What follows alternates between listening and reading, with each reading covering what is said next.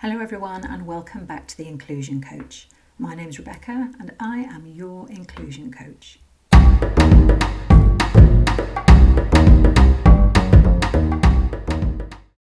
This week I thought I'd take a look at the terms diversity, equity and inclusion, unpack them a little bit.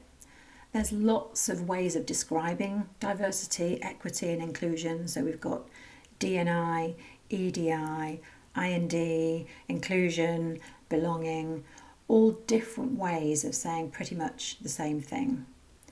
Diversity is easy to recognise because it is visible. Diversity is when we can see in a business from top to bottom and bottom to top that there is good representation of all kinds of different identities at every level. That's when you know that a business has got inclusion right, because it's got diversity as far as the eye can see. The thing is, though, that diversity is an outcome of equity and inclusion. Diversity is something that's visible and measurable, so that's what businesses measure because they can. But measuring diversity is kind of telling you how you've done so far. It's not telling you how you're doing with creating the environment in which diversity can thrive. That's where equity and inclusion come in.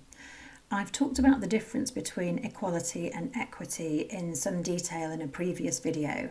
So for the purposes of this video, I'll just remind you that equality is giving everybody the same pair of shoes. Equity is giving everyone a pair of shoes that fits.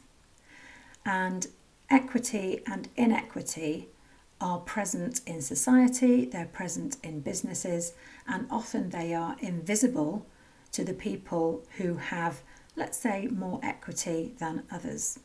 So as a business, we may think we're being super equitable by making sure that everybody has the same opportunities to get that job, get that promotion, really thrive. Often though, I've heard, well, I really wanted to take this person, but they're just not at the same level as that person.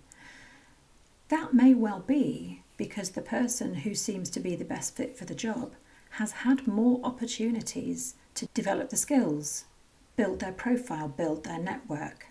They've been more welcomed in places where there's power. So it's not just about that one job or that one promotion.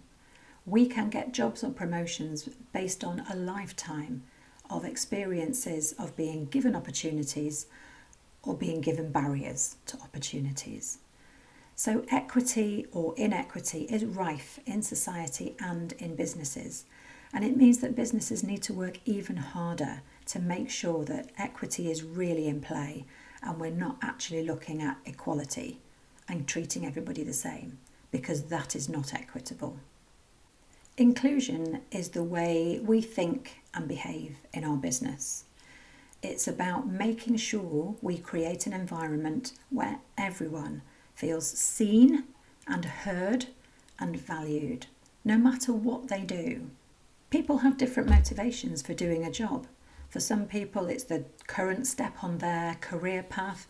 For others, they need to earn money so that they can do something that they want to do. But that doesn't mean that people have different wants from feeling included at work. They want to feel as though their opinions matter. We all want to feel as though we're valued and appreciated and acknowledged for who we are and what we bring, not rewarded for trying to fit in with everybody else and how they think. So the businesses that get inclusion right, they have a hugely engaged, enthusiastic workforce, all showing up to do their best, be their best every day, and to help that business be its best as well. There's lots of research showing that inclusive businesses and diverse businesses are more successful in terms of revenue, profit, innovation, clients.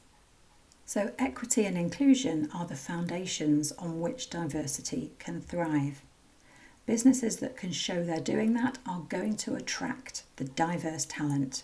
And that is when you will be able to measure the diversity at every level in your organisation, because you've created the environment and the equity in order for that to happen. No challenge this week, that's just something to ponder. So thanks very much for watching, and I will see you next time.